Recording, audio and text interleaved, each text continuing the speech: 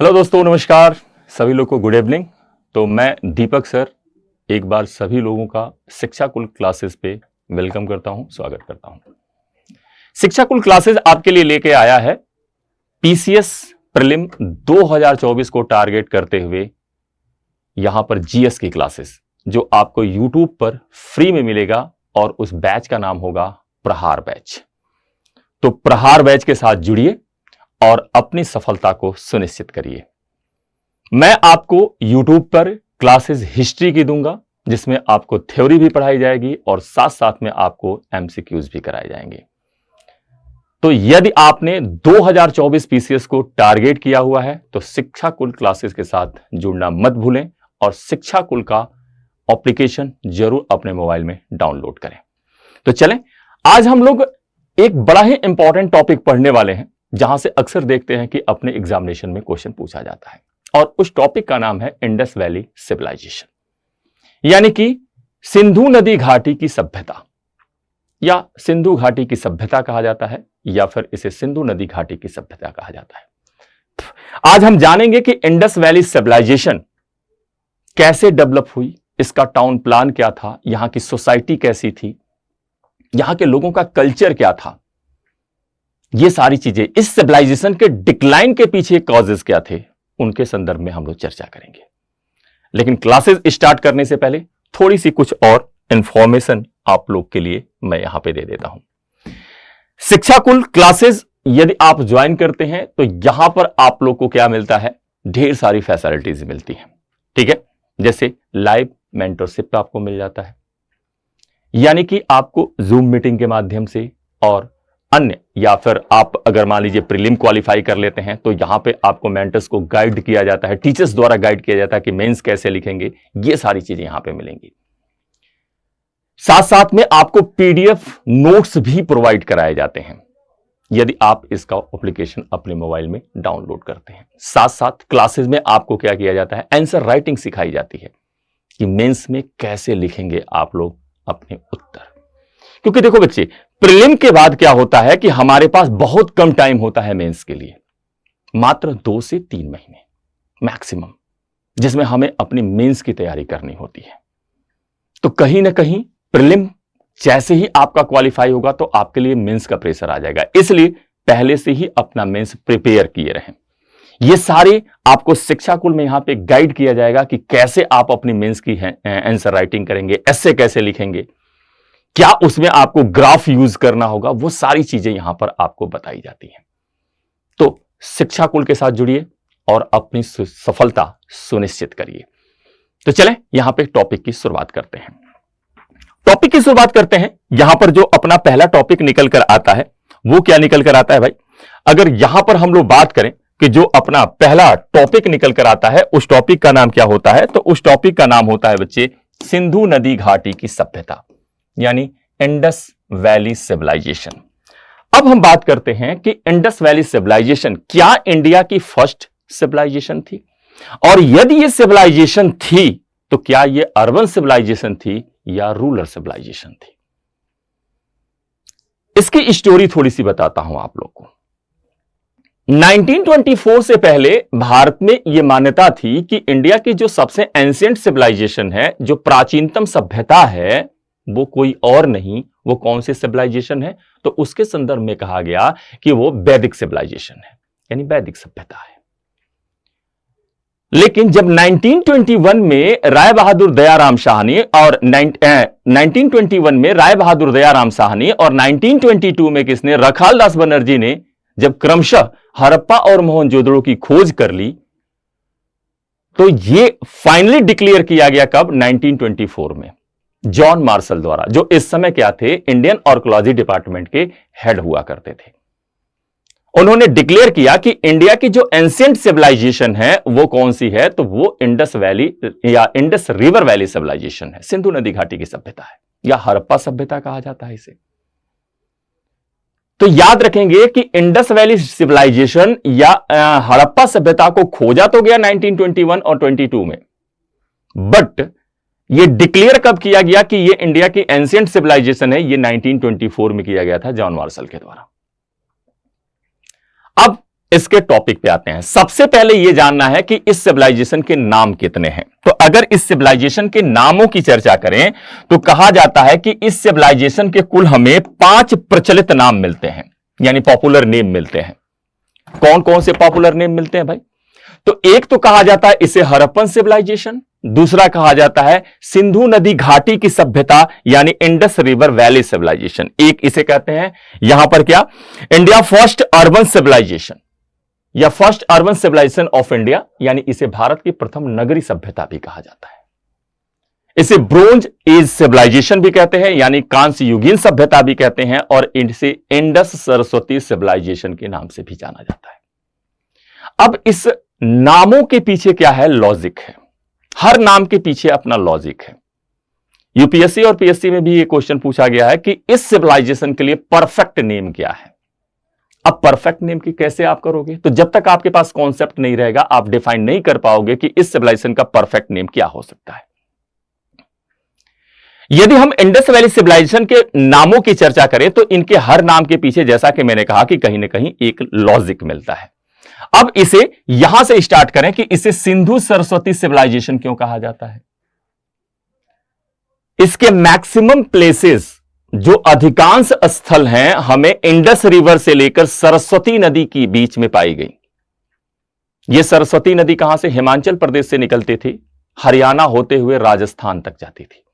यह नदी अभी विलुप्त हो गई है।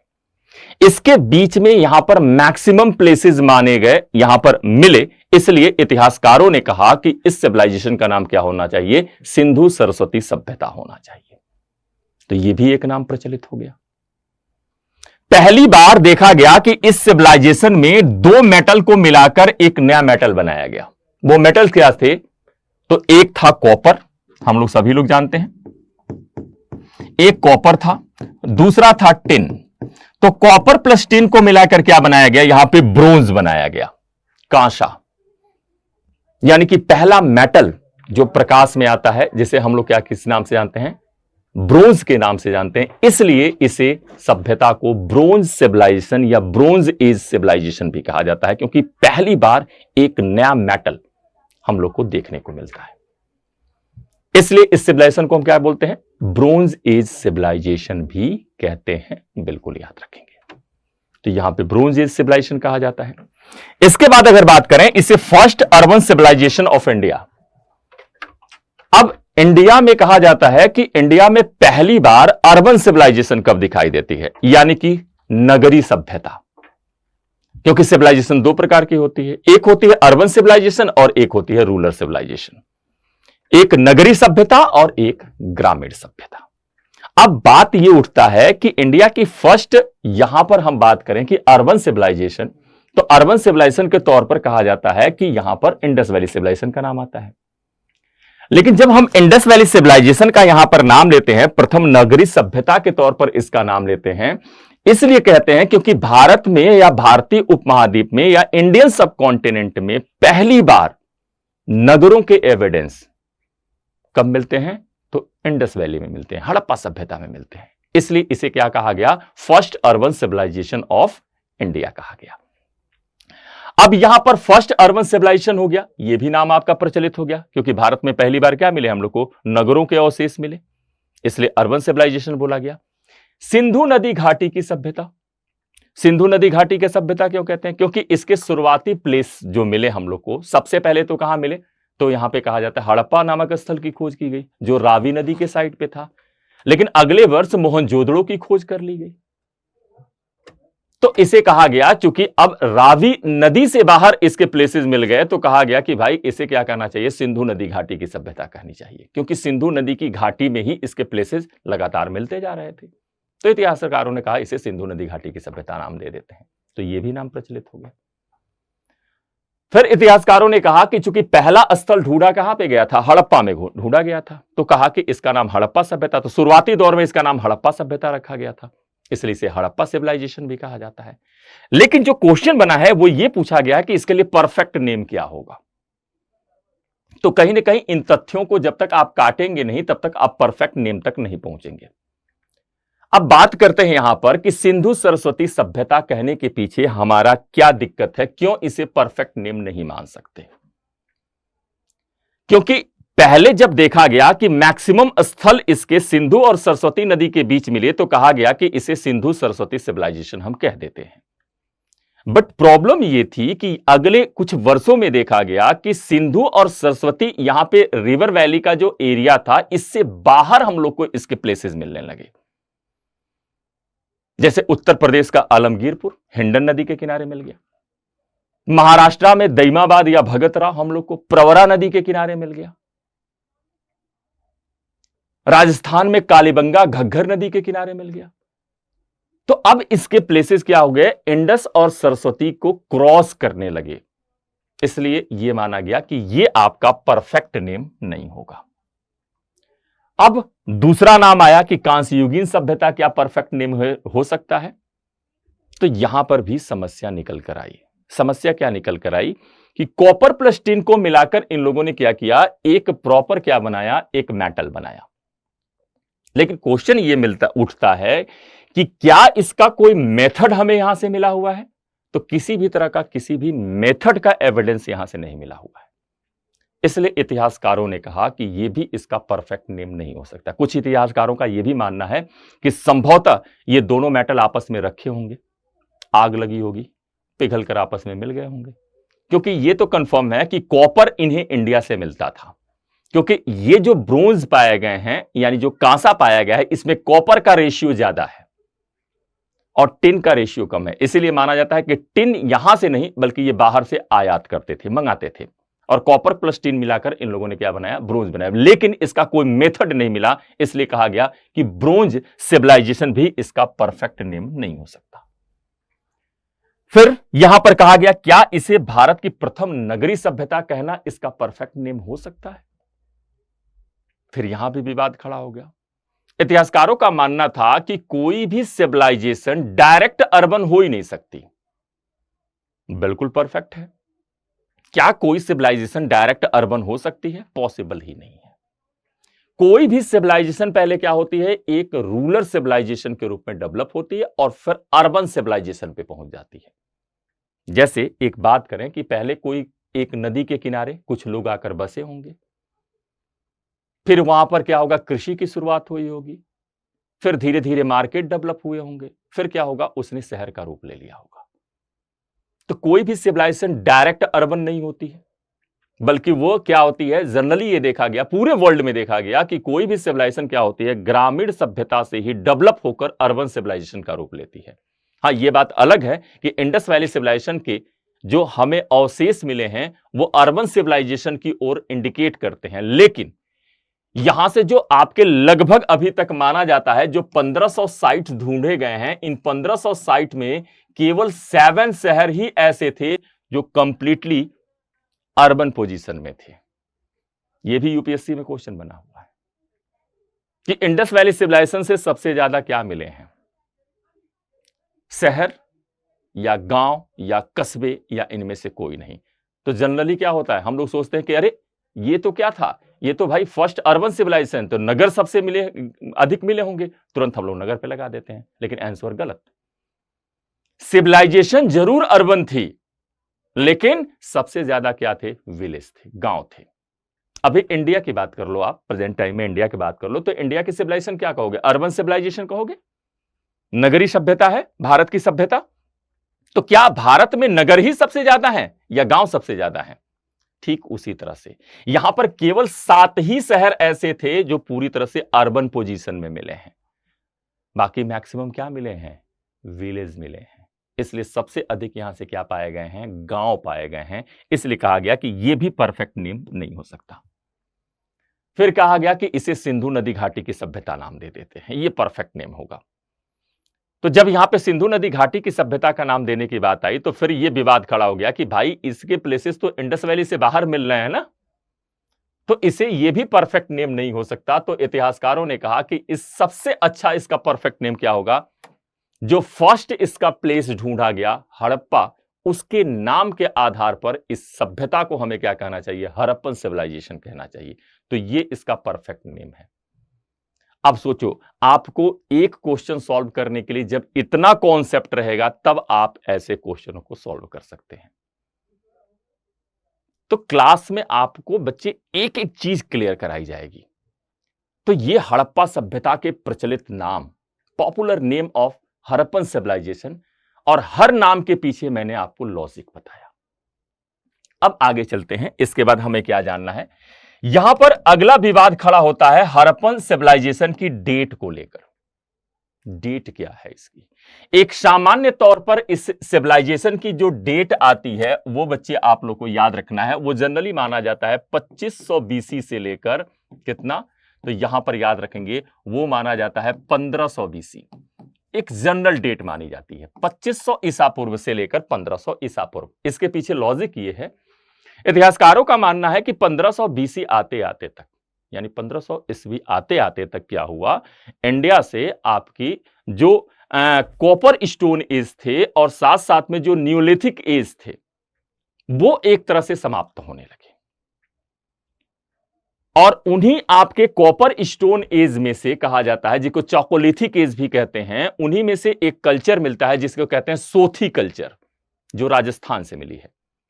राजस्थान के सोथी कल्चर ही कहा जाता है डेवलप होकर इंडस वैली सिविलाइजेशन का रूप धारण कर लेती है। तो उसके आधार पर माना जाता है कि 2500 बीसी तक आते आते कहीं ना कहीं यहां पर इंडियन सब कॉन्टिनेंट में, भारतीय उपमहाद्वीप में क्या हुआ था, आपका नगरों का विकास हो गया था। यानी यह सिविलाइजेशन आपकी शुरू हो गई थी, और 2200 बीसी आते आते तक ये नगर पूरी तरह से डेवलप होने लगे थे। तो 2500 उसकी निम्न सीमा मान ली जाती है, और उच्च सीमा मान ली जाती है 1500 बीसी, क्योंकि ये हम लोग मानते हैं कि 1500 बीसी तक आते आते भारत पर आर्यंस के अटैक हो गए, और जब आर्यंस के अटैक हुए तो यह सिविलाइजेशन क्या हो चुकी थी, डिक्लाइन हो चुकी थी, समाप्त हो चुकी थी। हालांकि कुछ इतिहासकारों का यह भी मानना है कि आर्यंस के अटैक द्वारा ही, आर्यों के अटैक द्वारा इस सिविलाइजेशन को समाप्त किया गया। तो इसकी सामान्य तिथि जनरली क्या इतिहासकार मान लेते हैं, 2500 बीसी से 1500 बीसी मान लिया जाता है कि इस सभ्यता की एक सामान्य तिथि थी। इसके अलावा एग्जामिनेशन में अक्सर कुछ लोगों के अकॉर्डिंग भी पूछ लिया जाता है, जैसे इसमें दो जरूर याद रखेंगे, मैच्योर एज की डेट क्या थी और रेडियो कार्बन डेटिंग के आधार पर इसकी डेट क्या थी। रेडियो कार्बन डेटिंग के आधार पर इस सिविलाइजेशन की डेट मानी जाती है 3500 बीसी से लेकर 1300 बीसी, जबकि मैच्योर पोजीशन की डेट माने तो माना जाता है 2200 बीसी से लेकर 1900 बीसी तक। ये क्या थी, सिविलाइजेशन अपने टॉप पे डेवलप थी, पूरी तरह से डेवलप के पोजीशन पे थी, और उसके बाद इसका डिक्लाइन शुरू हो गया, क्योंकि किसी भी चीज के विकास में एक समय लगता है, वह एक ग्राफ पे काम करता है। जैसे कोई भी चीज अगर डेवलप की बात करें तो कोई भी चीज क्या होती है, ऐसे डेवलप होती है, टॉप पे जाएगी और फिर इसका डिक्लाइन होगा, चाहे वो कोई इकोनॉमी हो, अर्थव्यवस्था हो, कोई डायनेस्टी हो, राजवंश हो, वो एक इसी फेज पर काम करती है। कोई भी राजवंश जीरो से शुरू होगा और फिर क्या होगा, ये डेवलप करता जाएगा, लेकिन एक टाइम ऐसा आएगा कि ये टॉप पे पहुंच जाएगा, अब इससे डेवलप नहीं कर सकता, तो फिर इसका क्या होता है, यहां से डिक्लाइन शुरू हो जाता है, यहां से इसका पतन प्रारंभ हो जाता है, और फाइनली यह सिविलाइजेशन क्या होता है, डिक्लाइन हो जाता है। ठीक इसी प्रकार हम देखते हैं कि इंडस वैली सिविलाइजेशन भी हम लोग को क्या होता है, मैच्योर डेट में 2200 से शुरू होता है और 1900 तक जाते जाते क्या होता है, बीसी तक ये टॉप पे पहुंच जाता है, और 1900 बीसी के बाद ये क्या होता है, डिक्लाइन होने लगता है। ठीक है, यानी डेवलपमेंट की शुरुआत कब हुई, 2200 बीसी से, और डिक्लाइन कब हुआ, 1900 बीसी तक आते आते यहां से डिक्लाइन होने लगा। तो ये इसकी डेट, मार्शल ने अपने रिसर्च के आधार पर इसकी डेट बताई है 3250 बीसी से लेकर 2750 BC, according bye John Marshall, क्योंकि उस समय आर्कोलॉजी डिपार्टमेंट के डायरेक्टर कौन हुआ करते थे, जॉन मार्शल, और जॉन मार्शल के ही डायरेक्टरशिप में क्या किया गया था, यहां पर इंडस वैली सिविलाइजेशन की खोज की गई थी। डॉक्टर डीपी अग्रवाल ने अपने रिसर्चेस के आधार पर कहा है कि इस सभ्यता की डेट क्या थी, 2350 बीसी से लेकर 1750 बीसी इन्होंने डेट मानी हुई है। तो यहां पर इस डेट को, तो ये कुछ डेट से रिलेटेड चीजें हम लोग को याद रखनी है। अब हम लोग बात करते हैं हड़प्पा सभ्यता के फाउंडर कौन थे, निर्माता कौन थे, और यहां से कितने प्रकार के ह्यूमन स्पेसीज पाए गए। यानी कि यहां से प्रजातियां कितनी पाई गई हैं। जैसे बीएस गुहा ने भारतीय उपमहाद्वीप में कुल 6 प्रकार की मानव प्रजातियों का उल्लेख किया है, लेकिन इंडस वैली सिविलाइजेशन से हमें केवल 4 प्रकार की मानव प्रजातियों के एविडेंस मिले हैं। कौन कौन से मिले हैं? तो यहां पर देखिए, एक मिला हुआ है आपका प्रोटो ऑस्ट्रेलाइड। प्रोटो ऑस्ट्रेलाइड, जैसे प्रोटो ऑस्ट्रेलाइड के अंतर्गत क्या रखते हैं हम लोग, जैसे हम लोग जानते हैं कांसे की जो नर्तकी की मूर्ति मिली है, नर्तकी की जो मूर्ति मिली है यहां पर, उसे हम लोग कैसा मानते हैं भाई? उसे हम लोग मानते हैं प्रोटो ऑस्ट्रेलाइड टाइप की। जो कांसे की नर्तकी की मूर्ति मिली है वो प्रोटो ऑस्ट्रेलाइड टाइप की है। तो अब वो मूर्ति के आधार पे माना गया कि कहीं ना कहीं यहां पर जो उसका फिजिक है, कहां से मिला है? मोहनजोदड़ो से ये स्टैचू मिली है, मूर्ति मिली है आपकी, ठीक है, जो कांसे की बनी हुई है, यानी कॉपर प्लस टिन को मिलाकर जो ब्रोंज बनाया जाता था, तो ब्रोंज की ये बनी हुई मूर्ति है, ठीक है। मूर्ति पूरी तरह से नग्न है, एक हाथ उसका क्या है? कमर पे है। ऐसा लग रहा है कि वो डांसिंग स्टेप में खड़ी है, इसलिए इसे क्या कहते हैं? डांसिंग स्टैचू भी कहा जाता है। तो प्रोटो ऑस्ट्रेलाइड। इसके अलावा मेडिटेरियंस यहां पे एविडेंस पाए गए हैं। भूमध्य सागरीय प्रजाति मंगोलाइड टाइप के कौन मिले हैं? तो हम लोग को मोहनजोदड़ो से एक योगी की मूर्ति मिली है। वो कैसी है? मंगोलाइड टाइप की। किस आधार पे कहा गया? जैसे मूर्ति में देखा गया कि जो मूर्ति है उस मूर्ति का जो सर क्या है? बिल्कुल चपटा सा है, बाल पीछे खींचे हुए हैं, भवें तनी हुई हैं। इस आधार पर इतिहासकारों ने कहा कि ये मंगोलाइड टाइप के लोग थे। आज भी हम लोग जानते हैं कि भारत में मंगोलाइड प्रजाति के लोग कहां पे पाए जाते हैं? जो अपने specially north and north east में जो हिली एरिया है, या कह लें कि जो आपका जम्मू कश्मीर से जो पहाड़ी एरिया पड़ता है, जैसे हिमाचल प्रदेश, जम्मू कश्मीर हो गया, उत्तराखंड हो गया, फिर इधर आ जाए आप सिक्किम में आ जाए, ठीक है, असम का कुछ सेक्शन, अरुणाचल प्रदेश, इन सब बेल्ट में क्या है? हम लोग को मंगोलाइड प्रजाति के लोग मिलेंगे। आप देखेंगे, आप लोग अक्सर देख के कहते हैं कि ये चाइना टाइप के लग रहे हैं, बट वो चाइनीज नहीं है, ये काफी पुरानी ह्यूमन स्पीसीज है जो इंडियन सब कॉन्टिनेंट में पाई जाती है। ये लोग इन पहाड़ी क्षेत्रों में बस गए। अल्पाइन प्रजाति के भी पाए गए हैं, लेकिन इसमें से मैक्सिमम अगर हम लोग बात करें तो मैक्सिमम कौन पाया गया भाई? तो मैक्सिमम इसमें पाया गया है किस टाइप के? मेडिटेरियन टाइप के। इसलिए हड़प्पा सभ्यता के निर्माता कौन माने जाते हैं? तो यहां पर मेडिटेरियंस को माना जाता है। इन्हें क्या मानते हैं? Founder of Indus valley civilisation. Harappa सभ्यता के निर्माता, अगर आपसे पूछा हड़प्पा सभ्यता के निर्माता, हड़प्पा सभ्यता के निर्माता कौन थे? निर्माता, तो याद रखेंगे इनके निर्माता के फाउंडर के तौर पर यहां पर किसे माना जाता है? मेडिटेरियंस को माना जाता है, क्योंकि इस सिविलाइजेशन से सबसे अधिक ह्यूमन स्पीसीज कौन सी पाई गई हैं? मेडिटेरियंस की पाई गई हैं। तो सीधा सा याद रखेंगे, क्योंकि हम लोग प्रीलिम के लेवल के लिए पढ़ रहे हैं, तो थोड़े से फैक्ट और थोड़े से कॉन्सेप्ट दोनों की होगी जरूरत हम लोग को, ठीक है। तो यहां पर देखें तो प्रोटो ऑस्ट्रेलाइड, इसके अलावा मंगोलाइड, मेडिटेरियंस, अल्पाइन, ये 4 मानव प्रजातियां पाई जाती है, जिसमें मैक्सिमम कौन सी है? मेडिटेरियंस हैं। इसलिए इंडस वैली सिविलाइजेशन के फाउंडर किसे मान लिया जाता है? मेडिटेरियंस को मान लिया जाता है।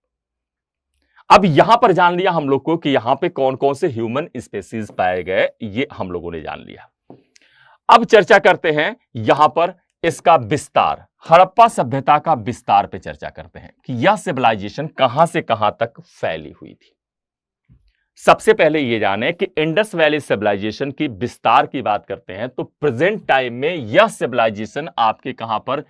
3 देशों में विस्तरित है। कितने देशों में भाई? 3 देशों में फैली हुई है। कौन कौन सी भाई? एक तो हम लोग जानते हैं इंडिया, दूसरा कौन सा होता है भाई? पाकिस्तान में फैली हुई है, और तीसरा हम लोग जानते हैं अफगानिस्तान। इन 3 देशों में यह सिविलाइजेशन हम लोग को फैली हुई दिखाई देती है। इस तीनों जगहों को मिलाकर लगभग इस सिविलाइजेशन से कितने? तो 1500 प्लेसेस अभी तक, लगभग अप्रॉक्सिमेटली मैं बता रहा हूं, 1500 प्लेसेस ढूंढे गए हैं। और इसका जो एरिया निकल कर आता है, क्योंकि ये फैक्चुअल चीजें हैं लेकिन इन्हीं को क्या करता है, कॉन्सेप्ट करके बना देता है। तो कहीं ना कहीं मैं कह रहा हूं ना कि फैक्चुअल और कॉन्सेप्चुअल दोनों याद रखना होगा। तो ये 1500 प्लेसेस की बात करें तो इनमें से मैक्सिमम प्लेसेस कहां पे मिले हैं, तो मैक्सिमम यहां पे प्लेसेस इंडिया से पाए गए हैं, लगभग 950 प्लेसेस यहां से पाए गए हैं। सेकंड पोजीशन पे कौन आता है, पाकिस्तान, और थर्ड पोजीशन पे आता है कौन, अफगानिस्तान। ये थर्ड पोजीशन पे आता है। अब इन 1500 प्लेसेस के साथ साथ थोड़ा सा इसका दो चीजें और याद रखेंगे। ट्रायंगुलर शेप में यह सिविलाइजेशन बसी हुई थी, ठीक है, किस आकार में, तो यहां पे त्रिभुजाकार ट्रायंगुलर शेप में यह सिविलाइजेशन बसी हुई थी। एक चीज तो याद रखेंगे, इसके शेप कैसा है, त्रिभुजाकार शेप में या ट्रायंगुलर शेप में क्या है कि यह आपकी सिविलाइजेशन डेवलप थी, जो पूरे साइट्स इसके ढूंढोगे तब। और एरिया कितना है भाई, तो एरिया जो एनसीईआरटी बताती है वो कहती है 12,99,600 किमी स्क्वायर, बट प्रेजेंट टाइम में ये 20 लाख वर्ग किलोमीटर से ज्यादा इसका एरिया हो चुका है। अब जो सबसे इंपॉर्टेंट चीज है, इसका नॉर्दर्न और साउथर्न पॉइंट और ईस्टर्न और वेस्टर्न पॉइंट आपके अक्सर एग्जाम में देखोगे, पूछे जाएंगे कौन से साइट्स हैं और इनकी किस रिवर के साइड पे लोकेट है। तो इसको इस ग्राफ से समझ लेते हैं। ये नॉर्थ हो गया, ये क्या हो गया, ईस्ट हो गया, साउथ हो गया, और ये वेस्ट हो गया। ऐसे देख लिया। अब नॉर्दर्न साइड की बात करते हैं कि नॉर्दर्न में साइड क्या है, नॉर्दर्न प्लेस कौन सा है इंडस वैली सिविलाइजेशन का, तो हम लोग जानते हैं इस प्लेस का नाम है मांडा। इस प्लेस का नाम क्या है, मांडा है। और मांडा कहां पे है भाई, तो इसको याद रखेंगे, जम्मू एंड कश्मीर में आपका लोकेटेड है। किसमें भाई, जम्मू एंड कश्मीर, J&K में आपका लोकेट है। अब यहां पर एक ये साइड, अभी इसके रिवर्स के नाम भी बताऊंगा आपको। अब आते हैं ईस्टर्न पॉइंट में कि ईस्टर्न में कौन सा पॉइंट है भाई, तो इस ईस्टर्न पॉइंट का नाम है आलमगीरपुर। आलमगीरपुर का नाम याद रखेंगे। लोकेटेड इन कहां पे है भाई, तो यहां पे याद रखेंगे यूपी, उत्तर प्रदेश के मेरठ डिस्ट्रिक्ट में आपका ये लोकेट है। साउथर्न पॉइंट की बात करते हैं तो इसका नाम हम लोग को क्या मिलता है, दैमाबाद, या इसे क्या कहा जाता है, इसे एक नाम से और जाना जाता है, इसे भगत राव के नाम से जाना जाता है। यह कहां पे है, लोकेटेड इन, बच्चे याद रखेंगे,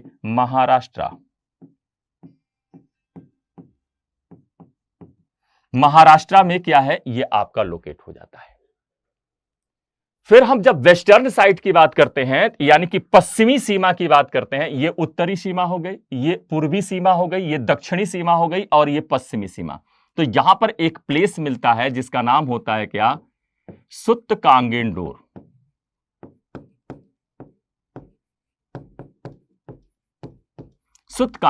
कहां पे पड़ता है, बलूचिस्तान प्रांत, पाकिस्तान। ये पाकिस्तान में है, पाकिस्तान के बलूचिस्तान प्रांत में। तो ये इसकी 4 बॉर्डर लाइन थोड़ा सा याद करके रखेंगे, अक्सर एग्जामिनेशन में पूछा जाता है। तीसरी चीज अगर यहां पे बात करें हम लोग, तो यहां पर एक और इंपॉर्टेंट चीज इसमें आ जाती है, अक्सर पूछ लिया जाता है कि ये कौन कौन से जो मेजर ये साइट्स हैं, ये किस रिवर के साइड पे लोकेट है। तो यहां पर रिवर साइड की अगर बात करोगे तो यहां पर आ जाता है, कौन सी नदी के किनारे है भाई, मांडा। तो यहां पे याद रखेंगे चिनाब नदी के किनारे ये मांडा नामक स्थल स्थित है। आलमगीरपुर की बात करते हैं, किस नदी के किनारे है भाई, तो हिंडन के साइड पर ये आपका स्थल स्थित है। हिंडन किसकी ट्रिब्यूटरी है, तो ट्रिब्यूटरी ऑफ यमुना, याद रखिएगा।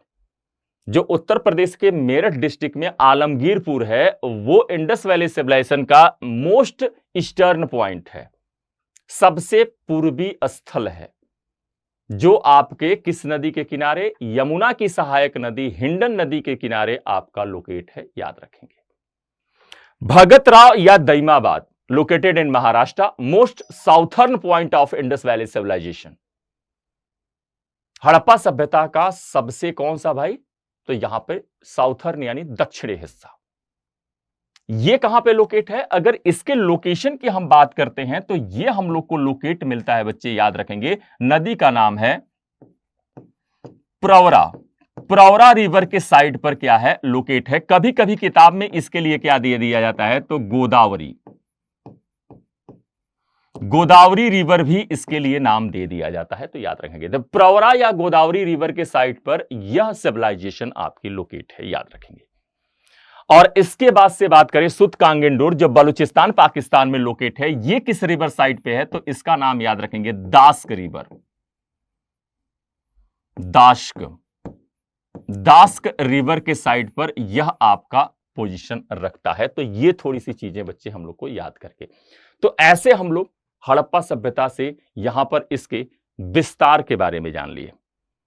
लोकेटेड इन 3 कंट्रीज, कौन कौन से? India, Pakistan, then Afghanistan. Maximum places India, second position पे पाकिस्तान, थर्ड पोजीशन पे अफगानिस्तान। टोटल डिस्कवर्ड प्लेसेस कितने हैं? तो टोटल डिस्कवर्ड प्लेसेस हैं आपका 1500। ठीक है। शेप कैसा है? त्रिभुजाकार। एरिया पूछाएगा तो पुरानी एनसीईआरटी के अकॉर्डिंग 12,99,600 किमी स्क्वायर, बट प्रेजेंट टाइम में 20 लाख एबव यहां पर किमी स्क्वायर। प्लेसेस में पूछेगा इसके नॉर्दर्न प्लेस, सबसे उत्तरी सीमा पर कौन सा स्थल स्थित है? Manda, located in Jammu Kashmir. Which river side? Chenab. Eastern point Alamgirpur, Meerut district, Uttar Pradesh, and river sides Hindon. Southern point Bhagatrav और Daimabad, located in Maharashtra, river side Pravara, tributary of Godavari. Then आपका यहां पर Sutkagendor, located in Pakistan. Then आपका रिवर नेम क्या होगा? दास्का रिवर, यानी दास्क नदी के साइड पर। तो ये थोड़ा सा विस्तार हम लोग को याद करके रखना है। यहां पर मतलब समझिए कि आपको प्रीलिम के पर्पस से सारी चीजें बता रहा हूं, अभी ये मेंस के पर्पस से फिर चीजें बदल जाती हैं, वो अलग हो जाती हैं। इसके बाद से बात करें, अब इसके डिस्कवर्ड की बात करते हैं, इसके खोज की बात करते हैं। कैसे खोज किया गया? कहा जाता है कि यह साउथ एशिया की फर्स्ट अर्बन सिविलाइजेशन थी। ठीक है। दक्षिण एशिया की प्रथम नगरी सभ्यता कौन सी थी? इंडस वैली सिविलाइजेशन थी। यह साउथ आपके एशिया की फर्स्ट अर्बन सिविलाइजेशन मानी जाती है, क्योंकि इसके पहले हमें साउथ एशिया में कोई भी अर्बन सिविलाइजेशन दिखाई नहीं देता है। अब इसकी खोज कैसे की जाती है? कहा जाता है 1826 में पहली बार चार्ल्स मैनसन हड़प्पा के टीलों का दौरा करते हैं, इसे देखते हैं और देखने के बाद क्या करते हैं? आकर कुछ लोगों से बताते हैं, लेकिन किसी ने इस पर ध्यान नहीं दिया, कहा कि होगा कुछ, छोड़ो इसको, जाने दो। बाद में कहा जाता है जब कनिंघम होते हैं आपके इंडियन आर्कियोलॉजी डिपार्टमेंट में आते हैं, तो वो 1853 में क्या करते हैं? यहां की 3 बार यात्रा करते हैं, लेकिन वो भी इसकी महत्व को नहीं समझ पाए। हालांकि कहा जाता है इस फेज में कनिंघम को क्या मिले थे? कुछ सील्स मिली थी, कुछ मुहरें मिली थी, लेकिन वो उसका अंदाजा नहीं लगा पाए कि ये किसी सिविलाइजेशन की है। इसी बीच में हम लोग जानते हैं 1853 में क्या करती है ब्रिटिश सरकार? आपका रेलवे का डेवलपमेंट हो जाता है लॉर्ड डलहौजी के टाइम। और इसी दौरान 1856 में क्या किया जाता है? जब कहा जाता है कराची से लाहौर के बीच में क्या किया जा रहा था? रेलवे डेवलपमेंट किया जा रहा था, यानी रेलवे ट्रैक लगाया जा रहा था। और इस ट्रैक में क्या हो रहा था? तो इस ट्रैक में कंक्रीट की आवश्यकता थी, तो उस कंक्रीट के लिए क्या कर रहे थे? उन्हें अब उस रेगिस्तानी एरिया में भाई कहां से कंक्रीट मिलता? तो इन लोगों ने कुछ टूटे हुए देखे खंडहर, जिसमें पकी हुई ईंटें मिल रही थी इन्हें, तो इन लोगों ने उन ईंटों का यूज धड़ल्ले से उस ट्रैक को बनाने में किया। लेकिन किसी को नहीं मालूम था कि ये इंडिया की एक ऐसी एंशिएंट सिविलाइजेशन है जिसको वो लोग इतनी बुरी तरह से नष्ट कर रहे हैं। लेकिन अब धीरे धीरे इसकी चर्चा होने लगी थी। इसी बीच में क्या होता है? जॉन मार्शल आपके इंडियन आर्कियोलॉजी डिपार्टमेंट के डायरेक्टर बनते हैं, और वो क्या करते हैं? राय बहादुर दयाराम शाहनी को क्या करते हैं? अपॉइंट करते हैं कि आप इस सिविलाइजेशन को डिस्कवर करिए, इसे ढूंढिए। और तब 1921 में राय बहादुर दयाराम शाहनी कहां पहुंचते हैं? तो कहा जाता है हड़प्पा पहुंचते हैं, और हड़प्पा की खुदाई स्टार्ट हो जाती है। अगले वर्ष 1922 में रखाल दास बनर्जी को अपॉइंट किया जाता है, किसके द्वारा? दयाराम साहनी द्वारा, कि आप क्या करो, आप जाओ और आप ढूंढो कि यहां पे मोहनजोदड़ो एक साइट से थोड़े से एविडेंसेस मिलते हैं, तो वहां के डिस्कवर्ड की चर्चा कर दी जाती है। अब वो वहां पे ढूंढने पहुंच जाते हैं। इस बीच में जब इन लोगों ने खुदाई करा दी और जब अपना रिपोर्ट जॉन मर्सल को सबमिट कर दिया, तो यह डिक्लेयर हो गया कि इंडिया की जो सबसे एंशिएंट सिविलाइजेशन है वो कौन सी है? तो वो है इंडस वैली सिविलाइजेशन या इंडस रिवर वैली सिविलाइजेशन या हड़प्पन सिविलाइजेशन। हालांकि प्रारंभिक नाम इसका हड़प्पन सिविलाइजेशन ही रखा गया था। और तब 1924 में जॉन मार्शल ने क्या किया? एक प्रेस कॉन्फ्रेंस करके ये डिक्लेयर किया कि इंडिया की जो सबसे एंशिएंट सिविलाइजेशन है वो आपकी हड़प्पन सिविलाइजेशन या इंडस वैली सिविलाइजेशन है। तो इस तरह से हड़प्पा सभ्यता की खोज की जाती है। इसके खोज की एक स्टोरी है। यहां पर सारी चीजें मैंने आपको मेंशन किया हुआ है, आप चाहेंगे तो देख सकते हैं। अब चलते हैं, अब इसके बाद से हम लोग बात करते हैं इसके साइट्स की। तो इसके साइट्स में अगर बात करें तो इसके मेजर साइट्स कितने हैं भाई? तो 7 मैंने बताया आप लोग को, 7 इसके मेजर साइट्स हैं। कौन कौन से भाई? तो हड़प्पा, अगर यहां पर हम लोग बात करें मेजर साइट के तौर पर, तो एक क्या मिलता है भाई? हड़प्पा मिलता है हम लोग को। एक साइट्स का नाम अगर यहां पर मैं, चलिए एक मैप के थ्रू थोड़ा सा आप लोग को बताने की कोशिश करता हूं। इसके जो 7 मेजर सिटियां हैं, 7 प्रमुख शहर, तो 7 जो मेजर सिटी हैं वो कौन कौन सी हैं? तो यहां पे देखिए, एक यहां पे पड़ता है जिसका नाम क्या है? हड़प्पा, यहां पे पड़ता है। इसके जस्ट ऊपर यहां पर एक साइट पड़ता है जिसको हम लोग क्या कहते हैं? मोहनजोदड़ो, मोहनजोदारो, ठीक है, या मोहनजोदड़ो यहां पे पड़ जाता है, ये याद रखेंगे। ये क्या है? दोनों located in Pakistan. In sites में इनका नाम आता है। इसके बाद अगर हम लोग आगे बढ़ते हैं तो यहां पर हमें अन्य साइट्स और कौन कौन, जो 7 मेजर सिटीज हैं उनके बारे में चर्चा कर रहे हैं। गुजरात की 2 साइट्स मिल जाती हैं। एक मिलता है आपका लोथल, एक साइट कौन सी है भाई? लोथल। और दूसरे साइड का नाम क्या मिलता है हम लोग को? दूसरा साइड मिलता है जिसका नाम है धौलावीरा। धौलावीरा, तो लोथल एंड धौलावीरा। यहां पर अगर मैं बात करूं तो ये क्या हो जाता है? धौलावीरा। और ये क्या हो जाता है भाई? ये हो जाता है लोथल। लोथल, तो 4 साइट हो गए जो मेजर साइट है। अभी भी 3 बचे हुए हैं। एक साइट कहां मिलेगा हम लोग को? राजस्थान में, यहां पर मिलेगा। इसका नाम क्या होगा? कालीबंगा। कौन सी साइट होगी? इस साइट का नाम होगा कालीबंगा या कालीबंगन, लोकेटेड इन राजस्थान। ठीक है, 5 साइट हो गई। इसके बाद एक साइट और हम ढूंढेंगे कहां पे? हरियाणा में। हरियाणा में एक साइट ढूंढेंगे। ये थोड़ा सा मैं और एग्जैक्ट हरियाणा पे पहुंचता हूं। तो यहां पर हरियाणा में हम लोग को क्या मिलता है? बनवाली। बनवाली, बनवाली नामक साइट हम लोग को यहां पर मिल जाती है। और इसके बात करें तो कितने हो गए भाई? 4, 6 हो गए। एक प्लेस और अपना है जो मेजर सिटीज के तौर पे रखे जाते हैं, और उस प्लेस का कहां पे मिलेगा? यहीं पे मोहनजोदारो के पास ही यहां पे लोकेट है। और इस साइट का नाम क्या होगा? तो यहां पर बच्चे याद रखेंगे, इस साइट का नाम होगा चनहुंदाड़ो। चनहुंदाड़ो, ये क्या होता है? ये भी पाकिस्तान में आपका लोकेट है। तो ये आपके इंडस वैली सिविलाइजेशन की 7 मेजर सिटीज हैं जो पूरी तरह से हम लोग को अर्बन सिविलाइजेशन के डेवलप पोजीशन में पाई जाती हैं।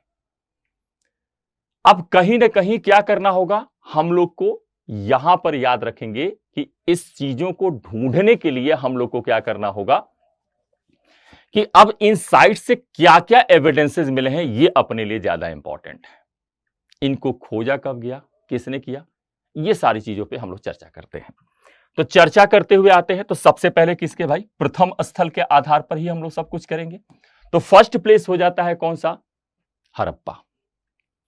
हड़प्पा की बात करते हैं तो जैसा कि मैंने बताया 1921 में राय बहादुर दयाराम साहनी द्वारा इसे ढूंढा गया। ज्यादातर चीजें आपको याद होंगी। और वर्तमान समय में पाकिस्तान में पाकिस्तान के पंजाब प्रांत में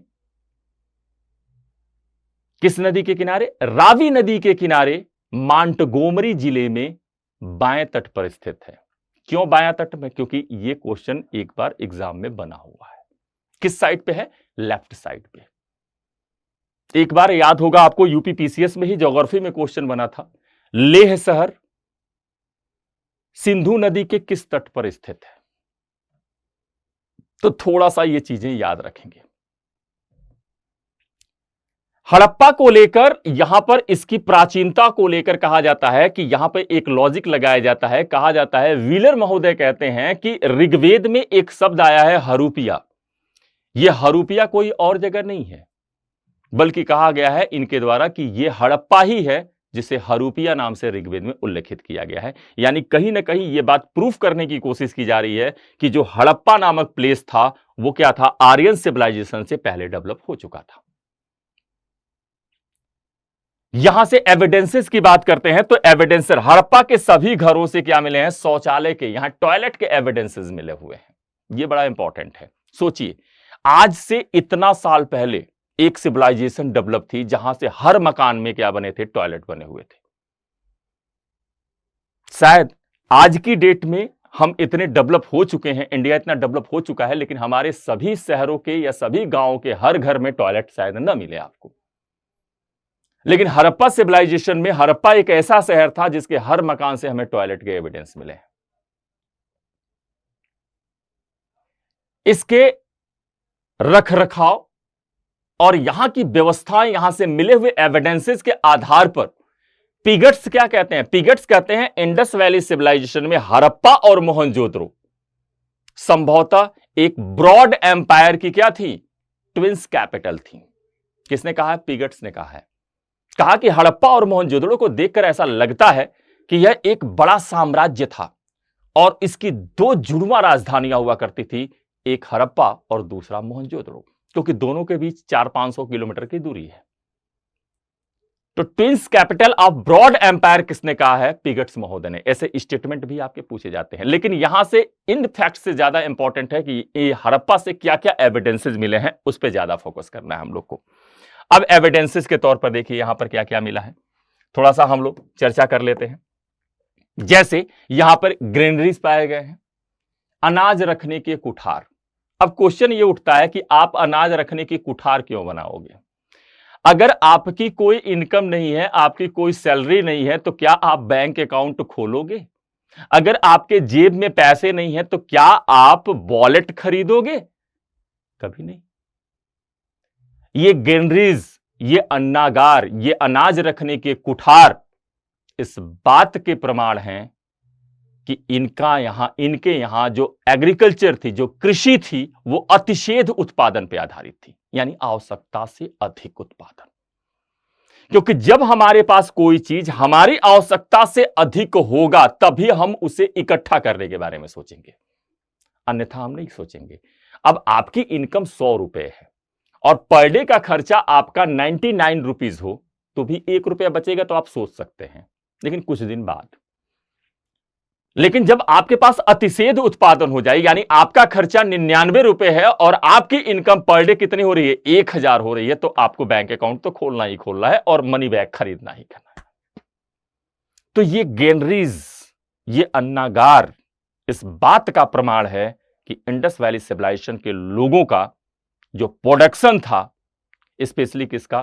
तो कहा है फसलों का जो उत्पादन था वो अतिशेध पे आधारित था, आवश्यकता से अधिक पर आधारित था। ये अन्नागार इस बात के प्रमाण है। अनाज कूटने के चबूतरे पाए गए हड़प्पा के शहर से। ये अनाज कूटने के चबूतरे कितने मिले हैं? तो भाई तो यहां पर याद रखेंगे 6-6 की कतार में कुल कितने? 12। 6 + 6 कितना? 12। यहां पर क्या पाए गए हैं? ऐसे आपके अनाज कूटने के चबूतरे पाए गए हैं और ये 6 के उसमें है, याद रखेंगे, ठीक है। ये 6 के शेप में बनाए गए हैं, यहां पर याद रखिएगा। 6-6 के यहां पर क्या है? कतार में कुल 12 अनाज कूटने के चबूतरे, और इनके गैप अप से क्या मिला है? गेहूं और जौ के जले हुए दाने मिले हैं। ये इस बात के दो तरफ इशारे करते हैं। पहला कि इन चबूतरों पे अनाज को, फसलों को क्या करते थे, खेतों से काटते थे, यहां पर लाकर इनसे दाने निकाले जाते थे। और चूंकि ये दाने जले हुए हैं तो इतिहासकारों का मानना है शायद, क्योंकि ये इंडस वैली सिविलाइजेशन के लोअर पार्ट से मिले हुए हैं, तो कहा गया शायद यहां पर आग लगी होगी, और आग लगने के कारण क्या हुआ होगा, ये दाने जल गए होंगे। तो कुछ इतिहासकारों का यह भी मानना है कि इंडस वैली सिविलाइजेशन के डिक्लाइन के पीछे कहीं ना कहीं आग लगना भी एक कारण था। इन्हीं जहां पर ये आपके ग्रेनरीज पाए गए हैं, अनाज कूटने के चबूतरे पाए गए हैं, वहीं पर कुछ बैरक पाए गए हैं जिसे लेबर हाउस कहा गया है या लेबर हाउसिंग कहा गया है, श्रमिक आवास यानी काम करने वाले। यानी इससे यह पता चलता है कि इंडस वैली सिविलाइजेशन में सोसाइटी कहीं ना कहीं क्या थी, कुछ पार्ट में डिवाइड थी, सभी लोग एक समान नहीं थे। यह इस बात का प्रमाण है। संभवतः ये लेबर हाउस इन सेंस कौन था, खेतों में काम करने वाले लोग थे, कृषक थे ये, क्योंकि इन्हीं के घरों के पास हमें ग्रीनरीज भी मिल रही हैं और साथ साथ में क्या मिल रहे हैं, अनाज कूटने के चबूतरे भी मिल रहे हैं। तो संभवतः ये लोग फसलों को उगाते थे और फिर इन्हें सेव भी करते थे और इन चबूतरों पे दाने को निकाला जाता था। एक समाधि मिली है, टोम मिली है, जिसे मार्शल महोदय ने नाम दिया क्या है, R37।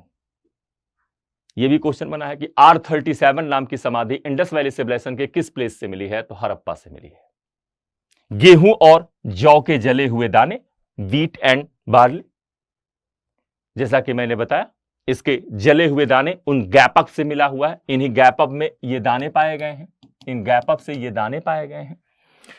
तांबे का यहां पे मिरर मिला हुआ है, कॉपर मिरर मिला हुआ है। शीशे के एविडेंस तो प्रॉपर नहीं मिलते यहां से, लेकिन कॉपर को देखा गया है, उसे घिस कर क्या किया गया है, इतना उसे लाइट कर दिया गया है कि वो मिरर के जैसे यूज होता है। तो कॉपर का मिरर मिला हुआ है। अब आप सोच सकते हैं कि इस सभ्यता के लोग कितने डेवलप रहे होंगे। एक स्टोन की मूर्ति मिली है जो जस्ट लाइक नटराज के जैसे निकलती है, लगती है।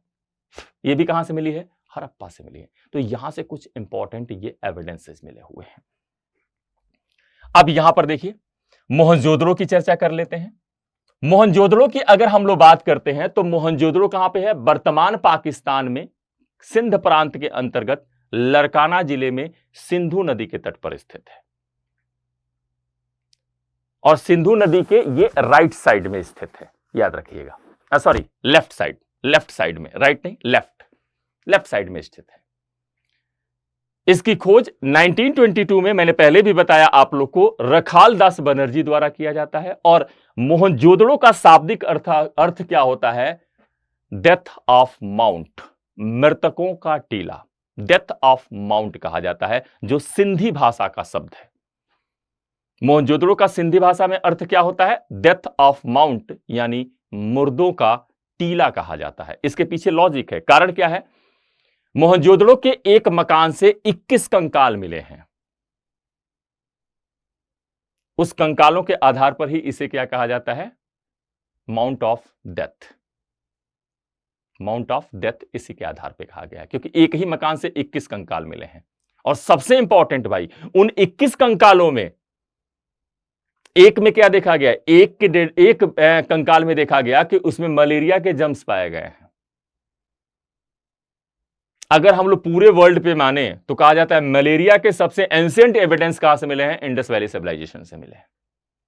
और उसी आपके कंकालों में एक के गले पर कटे का निशान है, जिसके आधार पर कुछ इतिहासकारों का मानना है कि इस सिविलाइजेशन को आर्यों ने समाप्त किया था, हत्या कर दी थी यहां के लोगों की, और फिर आर्यन सिविलाइजेशन को डेवलप किया। लेकिन उस लॉजिक को माना नहीं जा सकता, कट है उसका।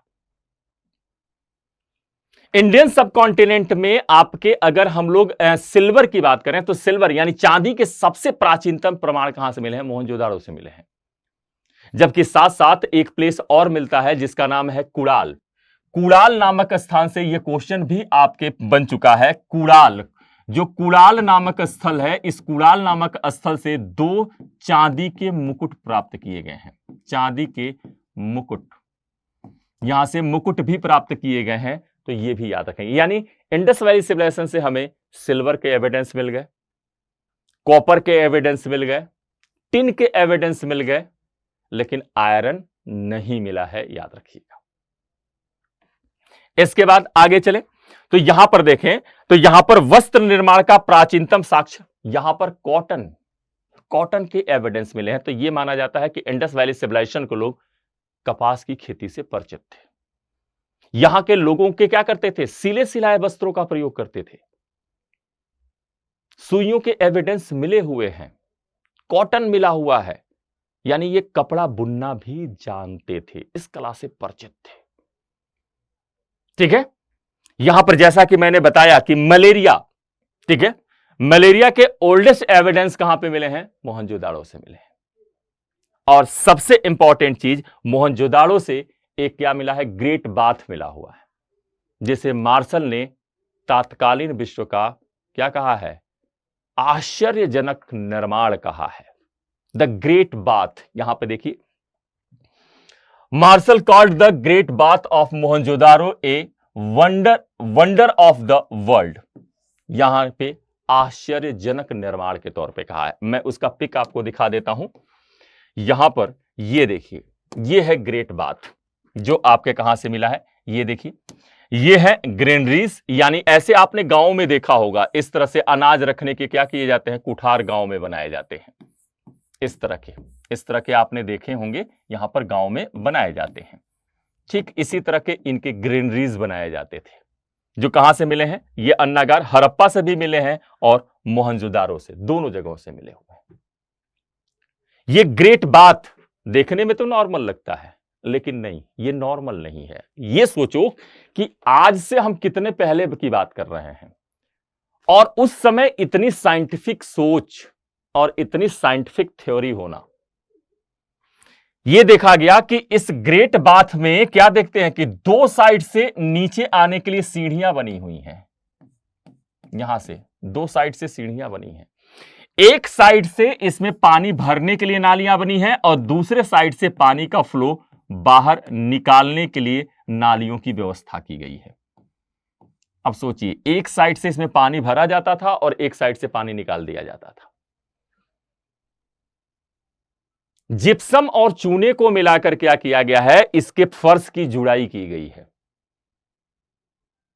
मार्शल कहते हैं कि संभवतः यह किसी सार्वजनिक उत्सव पर, कोई धार्मिक उत्सव या सार्वजनिक उत्सव होता होगा, तो यहां पे लोग स्नान करने आते होंगे, क्योंकि इसके जस्ट बगल में चेंजिंग रूम पाए गए, कुछ छोटे छोटे कमरे पाए गए हैं, जिसे कुछ इतिहासकारों ने कहा कि ये शायद क्या थे, कॉलेजेस थे, विद्यालय भवन थे, जहां पे टीचिंग का काम किया जाता था। तो ये अपने आप में आश्चर्यजनक है। बगल में इसके कुआं पाया गया है, जहां से जिसके थ्रू पानी निकालकर इसमें क्या किया जाता था, पानी भरा जाता था। तो ये अपने आप में इंडस वैली सिविलाइजेशन का आश्चर्यजनक चीज है, बिल्कुल बच्चे याद रखेंगे। ठीक है, तो यहां पर ये ग्रेनरीज के बारे में जान लिया। अब यहां पर देखिए, यहां पर मेजर यहां पे साइड से कुछ चीजें तो मैंने बता दी, साथ साथ यहां पे याद रखेंगे आप लोग क्या क्या क्या एविडेंसेस मिले हैं। तो यहां पे देखिए, पुरोहित आवास मिला है, ग्रेनरी मिली है, कॉटन यहां पे मिला है, मलेरिया के एविडेंस मिले हैं, डांसिंग गर्ल यहां से मिली है। एचआर क्षेत्र से, याद रखिएगा ये क्वेश्चन बना है, कहां से मिला है, एचआर एरिया से। एक पार्ट बनाया गया है जिसका नाम दिया गया है एचआर एरिया। इस एचआर एरिया से ही क्या मिला है, हमें डांसिंग गर्ल की स्टैच्यू मिली है। पशुपति शिवा, पशुपति एक सील पर एक योगी की मूर्ति बनी है, जिसके सिर पर 3 सींग वाला एक कैप लगा हुआ है, और आसपास उसके कुछ जानवर हैं, जैसे गेंडा यानी राइनोसोर, भैंसा, इसके अलावा tiger and buffalo. Sorry, buffalo तो मैंने बता ही दिया। ठीक है, टाइगर, और आपका यहां पे सबसे इंपॉर्टेंट ये है कि यहां पर गेंडा मिल रहा है, हाथी मिल रहा है, टाइगर मिल रहा है, ठीक है, भैंस मिल रहा है, और नीचे के साइड में 2 हिरन भी बने हैं। लेकिन सबसे इंपॉर्टेंट, सभी इतिहासकार ये कहते हैं कि यार ये अगर शिव हैं तो इनका प्रिय वाहन नंदी का पिक्चर नहीं है इसमें। ये बड़ा इंपॉर्टेंट है, यहां के बारे में बताऊंगा जब सील्स पढ़ाऊंगा आपको, तो वहां पे बताऊंगा कि इन सील्स की क्या स्पेशलाइजेशन थी। ग्रेट बाथ भी यहां से मिला हुआ है, बृहद स्नानागार यहीं से मिला हुआ है। एक ही मकान से 21 कंकाल कहां से मिले हैं? मोहनजोदारो से मिले हैं, याद रखेंगे। और पिगट्स ने इसे क्या कहा है? Twins capital of broad empire. Harappa और मोहनजोदड़ो को किसने कहा है? पिगट्स ने कहा है। तो ये चीजें थोड़ी सी याद करके रखेंगे, ये जो ने चीजें बता दिया आपको। अब बात करते हैं कालीबंगा की। कालीबंगा की बात करें, अगर हम लोग कालीबंगा साइट की बात करते हैं तो कालीबंगा नामक स्थल वर्तमान राजस्थान के हनुमानगढ़ जिले में, पहले कहां पड़ता था? गंगानगर डिस्ट्रिक्ट में, अभी कहां पे है? हनुमानगढ़ डिस्ट्रिक्ट में। River site of Ghaggar, Ghaggar नदी के किनारे यह आपका लोकेट है। ठीक है, इसकी खोज कब की जाती है? तो discovered by Amalananda Ghosh in 1952। ठीक है, it was discovered by Amalananda Ghosh in 1952, यानी 1952 में अमलानंद घोष ने इस स्थल की खोज की और खुदाई कराई। मीनिंग ऑफ कालीबंगा, कालीबंगा का अर्थ क्या होता है? ब्लैक बैंगल्स, काले रंग की चूड़ियां। कहा जाता है कि इस साइड से बड़ी मात्रा में ब्लैक बैंगल्स पाए गए हैं, काले रंग की चूड़ियां पाई गई हैं, इसलिए इस साइट को एक नाम दे दिया गया कालीबंगा। यहां से कुछ इंपॉर्टेंट चीजें मिली, जैसे यहां पर अगर हम लोग बात करें तो यहां पे वुडन ड्रेनेज पाया गया, यानी लकड़ी की नालियां पाई गई। ठीक है, अर्थक्वेक के एविडेंस यहीं से पाए गए हैं, बड़ा इंपॉर्टेंट है, कई बार पूछा गया है। भूकंप के एविडेंस कहां से मिले हैं? तो भूकंप के एविडेंस कालीबंगा से मिले हैं। ठीक है, यहां पर अगर हम लोग आगे की बात करें तो यहां पे कैमल बोन्स, यानी कि ऊंट की हड्डियों के एविडेंस भी कहां से पाए गए हैं? कालीबंगा से पाए गए हैं। लेकिन ऐसा माना जाता है कि ऊंट बहुत ज्यादा प्रचलन में नहीं था। जैसे घोड़ा, घोड़ा ऐसा नहीं था कि आर्यन आपके इंडस वैली सिविलाइजेशन के लोग घोड़े से परिचित नहीं थे, घोड़े से परिचित थे, लेकिन घोड़े का प्रयोग उतना नहीं करते थे। कई बार तो कई किताबों में ऐसा लिख दिया है कि इंडस वैली सिविलाइजेशन के लोगों को घोड़े के बारे में जानकारी ही नहीं थी। क्यों? इस आधार पे बोल देते हैं, कहते हैं कि यहां से सील्स पे, याद रखिएगा, यहां की जो सील्स मुहरें पाई गई हैं उन पर घोड़े और गाय का स्ट्रक्चर नहीं है, शेर का स्ट्रक्चर नहीं है, ऊंट का स्ट्रक्चर नहीं है, इनके पिक्चराइजेशन नहीं किए गए हैं उस पर। तो इसका मतलब यह नहीं कि यहां के लोग यहां से परिचित नहीं थे। ठीक है, राणा घुंटाई नामक प्लेस से घोड़े के दांत पाए गए हैं। लोथल से घोड़े की एक मिट्टी की मूर्ति पाई गई है। यह इस बात का प्रमाण है, अगर वो इस जानवर से परिचित नहीं थे तो इसकी मूर्ति कैसे बनाते, और नहीं परिचित थे तो इनके शहर से घोड़े के दांत कहां से मिल जाते? हां, परिचित थे लेकिन उतने फैमिलियर नहीं थे इनसे, ये कह सकते हैं हम लोग। ठीक है, साथ साथ यहां पर देखते हैं कि इंडस वैली सिविलाइजेशन के सभी शहर क्या थे? दो पार्ट में डिवाइड थे, upper part then lower part. और मैक्सिमम टाइम, अभी मैं टाउन प्लान में बताऊंगा आपको, मैक्सिमम टाइम यह देखा गया जो अपर पार्ट होते थे वो बाउंड्री वॉल से घिरे होते थे।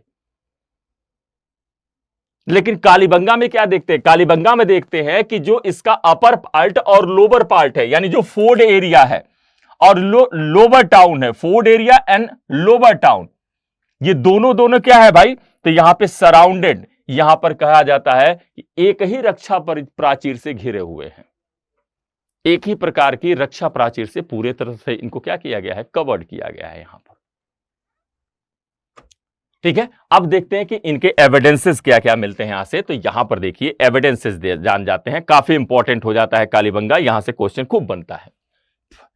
ठीक है, यहां पे डिजाइनिंग ब्रिक्स या अलंकृत ईंटें पाई गई हैं, यानी कि यहां के लोग कहीं ना कहीं क्या, एक तरह से टाइल्स कह सकते हैं, फर्श डिजाइनिंग की कला से क्या थे? भली भांति परिचित थे। यहां के लोग क्या करना जानते थे? फर्श डिजाइनिंग करना जानते थे। आज हम तमाम तरह के टाइल्स का यूज करते हैं, लेकिन माना जाता है कि कालीबंगा के लोग उसी समय क्या करते थे? टाइल्स का यूज करना जानते थे, अलंकृत ईंटों का प्रयोग करके। वुडन ड्रेन, लकड़ी की नालियां, क्योंकि इंडस वैली सिविलाइजेशन का ड्रेनेज सिस्टम जबरदस्त, बताऊंगा आगे, जबरदस्त था। एक एक चीज बताऊंगा कि कैसे वो नालियां बनी थी, कहां टर्न लेती थी, कहां चैम्बर बनाए जाते थे, उनके बनाने का पैटर्न क्या था? शायद हम लोग इतने डेवलप हो गए लेकिन उस पैटर्न को क्यों नहीं फॉलो करते हैं हमें समझ में नहीं आता। लेकिन कालीबंगा में हमें क्या मिलता है? लकड़ी की नालियां मिलती हैं। में भी शायद हो सकता है कि यह क्या था? डिजर्ट एरिया था, बलुआ क्षेत्र था, यहां पर नालियों के डेवलप करने में प्रॉब्लम होती होगी, इसलिए शायद यहां के लोग क्या होते होंगे? लकड़ी की नालियों का प्रयोग करते होंगे। जुते हुए खेत के एविडेंस इस बात के प्रमाण है कि यहां के लोग एग्रीकल्चर से यानी कृषि कार्य से परिचित थे। और यहां पे जुते हुए खेत में क्या देखते हैं? हम एक ये भी देखते हैं कि इन जुते हुए खेत में हम लोग को एक साथ क्या करे? 2 क्रॉप्स, 2 प्रकार की फसलें उगाई जाती थी। मस्टर्ड सीड के एविडेंस मिले हैं, सरसों के एविडेंस मिले हैं, और ग्राम यानी चना, दोनों के एविडेंस यहां से पाए गए। फायर पीट मिले हैं, यानी कि यहां पे अग्नि कुंड के एविडेंस भी यहां से मिले हैं। कुछ इतिहासकारों का मानना है कि ये शायद कौन थे? आर्यन सिविलाइजेशन वाले थे, यहां पे हवन यज्ञ इत्यादि किया करते थे।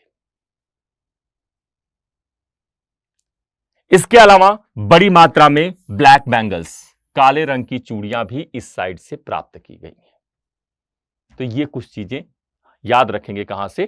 कालीबंगन से। आगे चलें।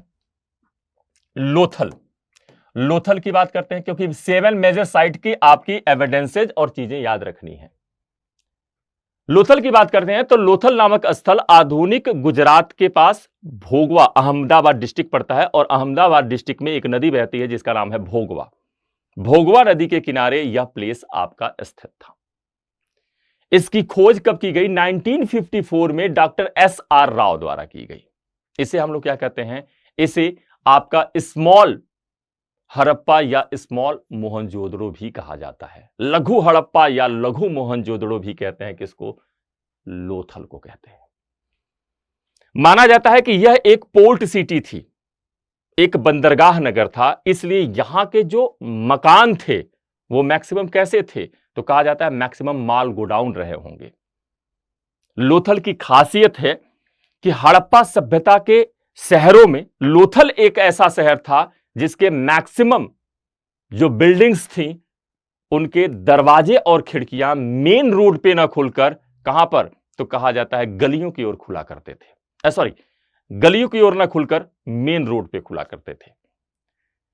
पूरे सिविलाइजेशन में लोथल एक ऐसा शहर है जिसके मकानों के दरवाजे और खिड़कियां गलियों की तरफ नहीं खुलते हैं बल्कि मेन रूट पे खुलते हैं। जबकि अदर साइट पे हम देखते हैं कि सभी के मकानों के दरवाजे और खिड़कियां गलियों की तरफ खुलते थे, मेन रोड की तरफ नहीं खुलते थे। कहा जाता है इसके आधार पर इंडस वैली सिविलाइजेशन के लोग बड़े ही साइंटिफिक हुआ करते थे, साइंटिफिक नेचर के हुआ करते थे, क्योंकि सड़कें होती थी कच्ची, और कच्ची सड़कों पे क्या होता था? ट्रांसपोर्टेशन होता था। तो ट्रांसपोर्टेशन होगा तो क्या होगा? डस्ट उड़ेगा और सीधे मकान में एंटर कर जाएगा। कभी भी मेन रोड की अपेक्षा क्या होगा? जो गली होगी, स्ट्रीट होगी, उसमें क्या होगा? उसमें आपका ट्रांसपोर्टेशन कम होगा, तो वहां पे पॉल्यूशन उठने का डर भी कम होगा। हालांकि उस समय फरारी गाड़ी नहीं थी, बुलेट नहीं थी 350 सीसी की, भैंसा गाड़ी और बैलगाड़ी, कुछ मात्रा में इक्का गाड़ी के भी एविडेंस मिले हैं, संभवतः यूज किया जाता था, लेकिन बहुत नॉमिनल। तो मेन रोड पे क्या होगा? ट्रांसपोर्टेशन ज्यादा होगा, पब्लिक ज्यादा होगी, तो वहां पे क्या होगा? डस्ट ज्यादा उड़ेगा। अब क्वेश्चन ये उठता है कि भाई तो लोथल वालों को क्यों मेन सड़क की तरफ खोल दिया? क्या यहां के लोग साइंटिफिक नहीं थे? भाई साइंटिफिक थे, लेकिन अब क्या है? आपको मैंने बताया ना कि ये पोर्ट सिटी थी, तो पोर्ट सिटी थी तो मैक्सिमम शहर में जो बिल्डिंग्स थी वो कैसी थी? माल गोडाउन थी। तो भाई अब ट्रांसपोर्टेशन करने के लिए आप क्या करेंगे? गली में अपना वाहन कैसे लगाएंगे? गली में अपनी गाड़ी कैसे खड़ी करके आप ट्रांसपोर्ट करेंगे? मेन रोड चौड़ी होगी, तो यहां पर क्या करेंगे? आप बड़े आराम से ट्रांसपोर्टेशन कर लेंगे, माल उतारना और माल लादने में आपको आसानी हो जाएगी। इसलिए माना जाता है कि हड़प्पा में लोथल एकमात्र ऐसा शहर था, चूंकि ये क्या था?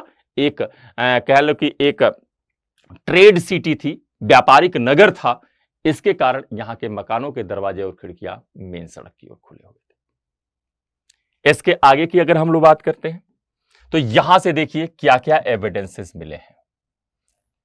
यहां से देखेंगे जैसे डॉकयार्ड, डॉकयार्ड कहिए या गोदीवाड़ा कहिए या फिर इसे पोर्ट कहिए, बंदरगाह नगर, बंदरगाह के एविडेंस यहां से मिले हैं। अग्निवेदियां पाई गई हैं। कालीबंगा से हमें क्या मिले हैं? गड्ढे मिले हैं। लेकिन यहां से क्या पाई गई हैं? वेदियां पाई गई हैं। ठीक है। कपल टुम्ब, यहां पे युगल समाधियां पाई गई हैं, यानी एक साथ दो लोगों के दफनाए जाने के एविडेंस कहां से पाए गए हैं? लोथल से पाए गए हैं। पर्सियन सील्स पाई गई है, यानी फारस की मुहर, पर्सियन सील्स भी यहीं से पाई गई है। ठीक है। यहां पे घोड़े की मृण मूर्ति, मिट्टी की बनी हुई मूर्ति भी यहां से पाई गई है, लोथल से ही पाई गई है, बिल्कुल याद रखेंगे। ठीक है। साथ साथ में याद रखेंगे यहां से चावल के भी एविडेंसेस मिले हैं। चावल यानी धान की खेती के भी एविडेंसेस यहां से पाए गए हैं। कहां से? लोथल से, बच्चे याद रखेंगे। ठीक है। तो ये लोथल की कुछ चीजें याद रखेंगे। इसके बाद हम लोग बात करते हैं धौलावीरा। धौलावीरा एक काफी इंपॉर्टेंट साइट है इंडस वैली सिविलाइजेशन का, और अभी तो करंट में चर्चा में भी रहा है, तो इसलिए ज्यादा इंपॉर्टेंट होगा। गुजरात के कच्छ जिले में मनहर और मानसेहरा नदियों के बीच में कहा जाता है, इन्हीं की साइड पर यह प्लेस आपका लोकेट था, धौलावीरा, लोकेटेड इन गुजरात, कच्छ वाले सेक्शन में। लोथल कहां पड़ता है?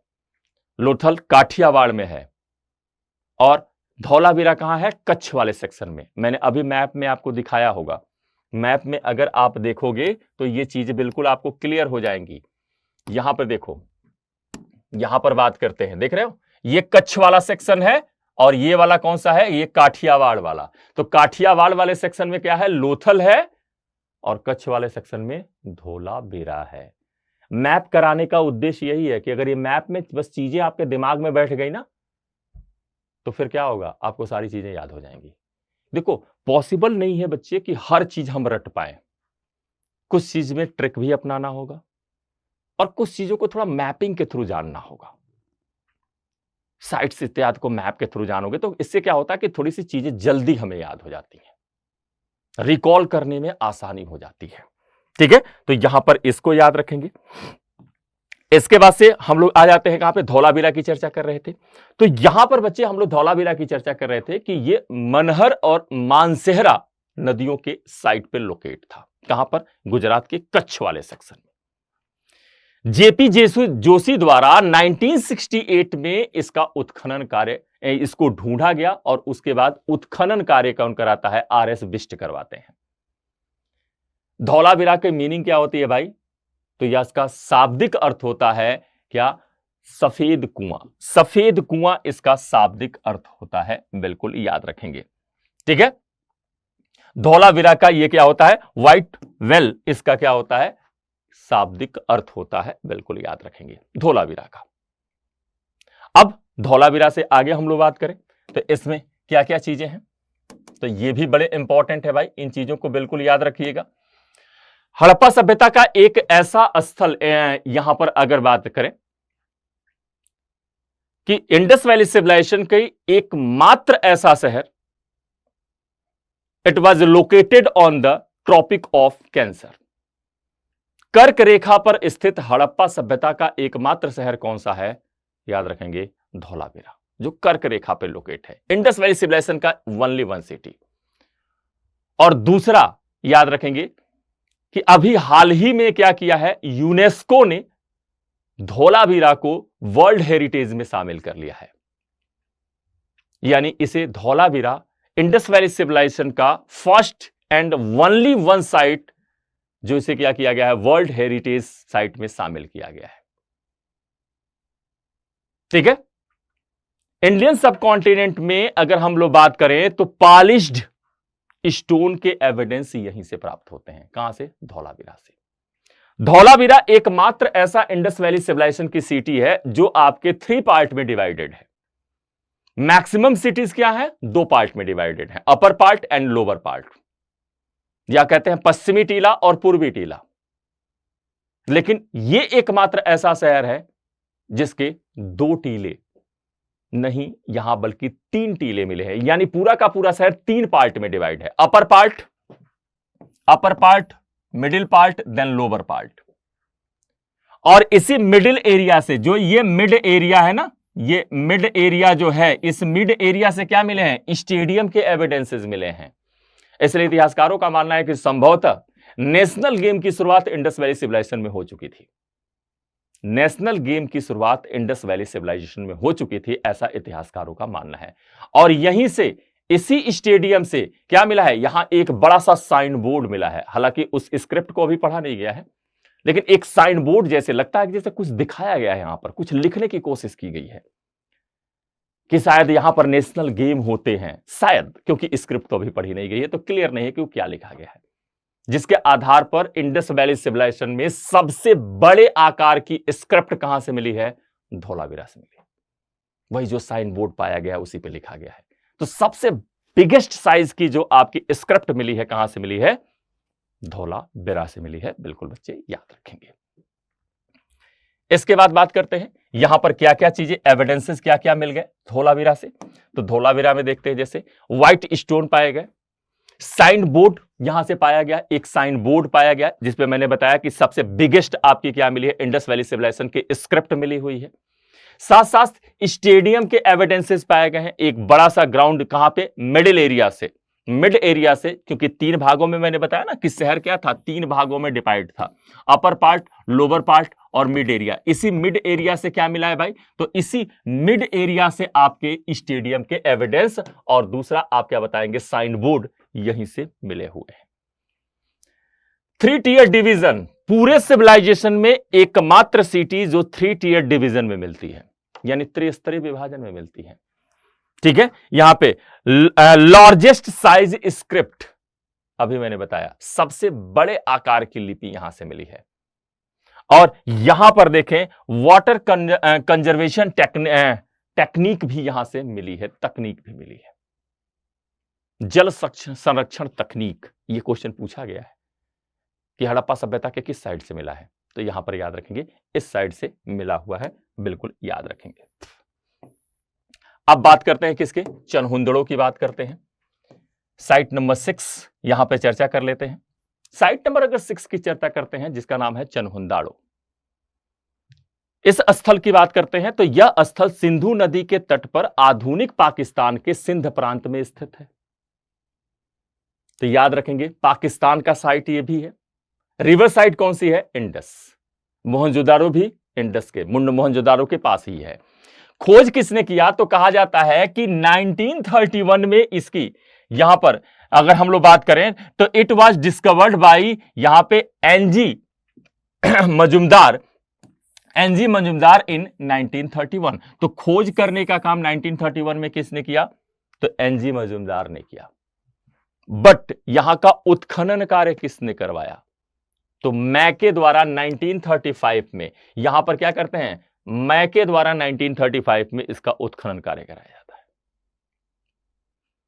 इस शहर को हम लोग क्या मानते हैं? तो इसे एक आप इंडस्ट्री सिटी कहा जाता है, इसे औद्योगिक नगर भी कहा जाता है। इस स्थल से किसी भी प्रकार के कैसे एविडेंसेस नहीं मिले हैं भाई? तो यहां पर देखिए बाउंड्री वॉल के एविडेंसेस नहीं मिले हैं। कोई भी सुरक्षात्मक घेरा, बाउंड्री वॉल, फोर्ट, किला, बाउंड्री के एविडेंस इस प्लेस से नहीं मिले हैं। साथ साथ यहां से क्या मिली है भाई? यहां पे जो ड्रेनेज पाया गया है, उस ड्रेनेज में देखते हैं हम लोग पाइप शेप में ड्रेनेज पाया गया है, पाइप के आकार की नालियां पाई गई हैं। अब सोचो उस समय वो लोग पाइप बनाना जानते थे कि पाइप के जैसे क्या करते थे, यहां पे कहा जाता है नालियों का यूज किया करते थे। तो इस तरह के एविडेंसेस यहां से मिले हुए हैं। यहां के इस और क्या क्या एविडेंसेस मिले हैं, आइए देख लेते हैं। अदर एविडेंसेस में बात करते हैं तो यहां पर हमें क्या मिला है? मेकअप बॉक्स, बड़ा इंपॉर्टेंट है, कई बार पूछा गया है। इंडस वैली सिविलाइजेशन में मेल और फीमेल दोनों मेकअप का यूज करते थे। और इस मेकअप बॉक्स में कौन सी ऐसी चीज है जो आपकी मेकअप की नहीं मिली हुई? लिपस्टिक मिला हुआ है, काजल मिला हुआ है, काजल की जगह मतलब सूरमे टाइप की चीज है, मिरर मिला हुआ है, कॉपर मिरर मिला हुआ है, ठीक है। यहां पे हाथी दांत का बना हुआ क्या मिला है, कैम मिला है, कंघा मिला हुआ है, पूरा का पूरा कंप्लीट मेकअप बॉक्स। ये क्वेश्चन भी पूछा गया है कि मेकअप बॉक्स के एविडेंस कहां से मिले हैं। ठीक है, मनके बनाने का कारखाना मिला हुआ है। मनके यानी कि छोटी छोटी गोलियों टाइप में, आपने माला देखा होगा, उस माले में जो छोटी छोटी गोलियां टाइप में लगती है, उसी का एक यहां पे कारखाना मिला है। कर्व ब्रिक्स पाई गई हैं, वक्राकार ईंटें इसी साइड से पाई गई हैं। लिपस्टिक के यहां पे एविडेंसेस पाए गए हैं, और एक कल्चर यहां पे डेवलप होता हुआ दिखाई देता है जिसे झूकर झाकर कल्चर कहा जाता है। झूकर झाकर कल्चर के एविडेंसेस भी यहां से मिले हुए, तो इसको बिल्कुल बच्चे याद रखेंगे। आगे देखें, बाकी और जो छोटे छोटे साइट्स हैं उनके बारे में थोड़ा सा देख लेते हैं। बनवाली, बनवाली नामक प्लेस कहां पे है भाई? अगर हम लोग यहां पर बात करते हैं बनवाली, तो Banawali was located on the banks of the Saraswati river in Hisar district of modern Haryana. यानी वर्तमान हरियाणा के हिसार डिस्ट्रिक्ट में आपका बनवाली नामक स्थल सरस्वती नदी के किनारे लोकेट है, जिसकी खोज किसने की? It was discovered by RS. Bisht. RS. Bisht द्वारा इसकी खोज की जाती है, बिल्कुल याद रखेंगे। माना जाता है कि यह एक रिच लोगों का शहर था बनवाली। यहां के जो बिल्डिंग्स पाई गई हैं, यहां के जो लोग, जो रहन सहन, जो कल्चर, जो भवन बने हैं, बिल्डिंग्स बनी हैं, उनके अंदर से जो सामान मिले हैं, उसके आधार पर लगता है कि यहां के लोग काफी रिच रहे होंगे, पैसे वाले रहे होंगे। और हरियाणा आज भी पैसे वाला शहर है, आप लोग को पता ही है। ठीक है, तो यह समृद्ध लोगों का शहर माना जाता है। यहां से क्या क्या एविडेंसेस मिले हैं? यहां पे किचन मिला हुआ है, ठीक है, साथ साथ में मस्टर्ड का यहां पे ढेर पाया गया है, मस्टर्ड सीड्स का ढेर पाया गया है। यहां पे जौ के दाने, तांबे का बाण, हल का खिलौना और नालियों का अभाव। यह बड़ा इंपॉर्टेंट है भाई कि यहां पे ड्रेनेज सिस्टम नहीं पाया गया। अब क्या कारण रहा होगा? या तो वो हो सकता है कि शायद मिट्टी की नालियां बनाई जाती होंगी जो समाप्त हो गई होंगी। ड्रेनेज सिस्टम का, यानी कि ये धनवानों का शहर तो लग रहा है, लेकिन ड्रेनेज सिस्टम कैसे करते थे, इसका एविडेंस नहीं मिलता है। साथ साथ में याद रखेंगे, इंडिपेंडेंट इंडिया में खोजा गया पहला स्थल कौन सा है? अगर इंडिपेंडेंट, भारत की आजादी के बाद अगर इंडिया में खोजा गया पहला स्थल कौन सा है इंडस वैली सिविलाइजेशन का? Ropar, located in Punjab, river side of Sutlej. किस नदी के किनारे? सतलज। सतलज नदी के साइड पर यह आपका प्लेस लोकेट है, याद रखेंगे। लोकेटेड इन सतलज रिवर, बिल्कुल यहां पर याद रखिएगा। ठीक है, तो ये जान लिया हम लोग। अब यहां पर देखें, इसके अलावा कुछ और भी छोटे छोटे साइट्स जहां पे क्वेश्चन बनते हैं आपके। हरियाणा का एक साइट है यहां पर जिसका नाम है राखी गढ़ी। यह भारत के अंदर, अगर हम लोग बात करें भारत के भीतर, यानी कि इंडिया के अंदर, यहां पे देखिए Rakhi Garhi located in Haryana is the largest Harappan civilisation site in them of area in India. यानी कि भारत के भीतर हड़प्पा सभ्यता का सबसे बड़ा शहर कौन सा है? तो यहां पर सबसे बड़ी साइट कौन सी है? तो उसका नाम है राखी गढ़ी, लोकेटेड इन हरियाणा। अभी मैंने बताया कुड़ाल नामक स्थल जो हरियाणा में स्थित है, यहां से 2 चांदी के मुकुट भी प्राप्त किए गए हैं। यूपी के आलमगीरपुर जो ईस्टर्न साइड है, यहां से हमें क्या मिले हैं? यहां पे कॉटन के एविडेंसेस पाए गए हैं। यहां पर बिल्कुल यहां पे याद रखेंगे, कॉटन क्लॉथ के यहां से एविडेंसेस। और गुजरात में एक साइट है रंगपुर, यहां से हमें क्या मिली है? धान की भूसी के एविडेंस पाए गए हैं। धान की भूसी के एविडेंस पाए गए हैं, बिल्कुल बच्चे याद रखेंगे। तो ये मेजर साइट्स हो गए और यहां से मिलने वाली चीजें हो गई। ऐसे अगर मेजर चीजों को बस हम लोग याद रखें तो हमारे लिए इतिहास आसान हो जाता है। ठीक है, तो इन चीजों को बस जानते रहना है, समझते रहना है और बूझते रहना है और अपनी क्लास को कंटिन्यू रखना है। तो चलिए भाई, यहां पर मैं एक चीज और आप लोग को बता देता हूं। इंडस वैली सिविलाइजेशन में अगर हम लोग बात करें तो ये मेजर शहर जानने के बाद, तो इन मेजर शहर को जानने के बाद हम लोग क्या करेंगे, यहां पर कुछ चीजों को और देख लेते हैं। सबसे इंपॉर्टेंट चीज क्या है, इंडस वैली सिविलाइजेशन का टाउन प्लान बड़ा ही इंपॉर्टेंट है भाई, और ये फुल्ली समझने वाली चीज है, ये भी याद रखेंगे। सबसे पहले टाउन प्लान की बात करते हैं। तो यहां पे टाउन प्लान में आप आओगे तो सबसे पहले ये जानो कि जो इंडस वैली सिविलाइजेशन था, इसके शहरों की अगर हम लोग बात करते हैं तो इसके जो शहर थे वो किस सिस्टम पे बने थे, तो कहा जाता है ग्रिड सिस्टम पे, यानी जाल प्रणाली पर। अब ये ग्रिड सिस्टम क्या होता था, तो ग्रिड सिस्टम बनने के लिए जो इनकी रोड्स थी, जो इनकी सड़कें थी, एक दूसरे को क्या करती थी, 90 डिग्री पर क्रॉस करती थी। कितने पर, 90 डिग्री पर ये सड़कें एक दूसरे को क्रॉस करती थी, क्योंकि जब भी 90 डिग्री पर कोई सड़क एक दूसरे को क्रॉस करेगी, रोड जो होगी वो कट करेगी कितने पे, 90 डिग्री पर, तो इसी से क्या बनेगा, आपके यहां पर चौराहे बनेंगे। तो सड़कें इनकी जो आपकी रोड्स थी वो 90 डिग्री पे एक दूसरे को कट करती थी, जिससे क्या होते थे, चौराहे बनते थे। इंडस वैली सिविलाइजेशन का सबसे बड़ा जो चौराहा मिला है, कहां से मिला है, मोहनजोदारो से मिला है। और सबसे बड़ी जो रोड मिली है, सबसे चौड़ी वेथ में बात करें, सबसे ज्यादा बेथ वाली रोड कहां से मिली है, वो भी मोहनजोदाड़ो से मिली है, जिसे मार्शल ने क्या कहा है, राजपथ होता था शायद। और जो सबसे बड़ा चौराहा मोहनजोदड़ो से मिला है उसे मार्शल ने क्या कहा, ऑक्सफोर्ड सर्कल कहा है। वो क्या था, ऑक्सफोर्ड सर्कल। अब इनके जो शहर थे वो ग्रिड सिस्टम यानी जाल प्रणाली पे बने थे। अब देखो ये होता है ग्रिड सिस्टम, आज भी हमारे शहर क्या होते हैं, इन्हीं ग्रिड सिस्टम पे क्या होते हैं, फॉलो करके बनाए जाते हैं। ये होता है ग्रिड सिस्टम। ये क्या होता है, यही कहलाता है ग्रिड सिस्टम। अब इस ग्रिड सिस्टम में देखो ये क्या हो गए, ये रूट हो गए आपके, ये रास्ते हैं और इधर से भी रास्ते आ रहे हैं। तो क्या कर रहे हैं, ये रास्ते एक दूसरे को एक पॉइंट पे क्रॉस कर रहे हैं 90 डिग्री पर, जिससे क्या हो रहे हैं, छोटे छोटे चौराहे बन रहे हैं। तो ग्रिड सिस्टम या जाल प्रणाली पर क्या थे, इनके शहर आपके स्टेबल किए गए थे। शहर इनके क्या थे, जनरली देखा गया कि शहर क्या थे, शहर दो पार्ट में डिवाइड थे, जनरली दो पार्ट में डिवाइड थे। कौन से भाई, तो यहां पे याद रखेंगे, upper part then lower part, lower part, ठीक है। तो यहां पर अपर पार्ट होता था और एक क्या होता था, लोअर पार्ट होता था। जो अपर पार्ट था मैक्सिमम टाइम देखा गया कि यह बाउंड्री वॉल से घिरा हुआ मिलता है, जबकि लोअर पार्ट को बाउंड्री वॉल से नहीं घेरा गया है, जबकि अपर पार्ट बाउंड्री वॉल से घिरा हुआ है। तो माना जाता है कि यहां पर एक नाम और दिया जाता है, इसे कुछ इतिहासकार क्या कहते हैं, यहां पे पश्चिमी टीला कहते हैं, इसे पश्चिमी टीला भी कहा जाता है।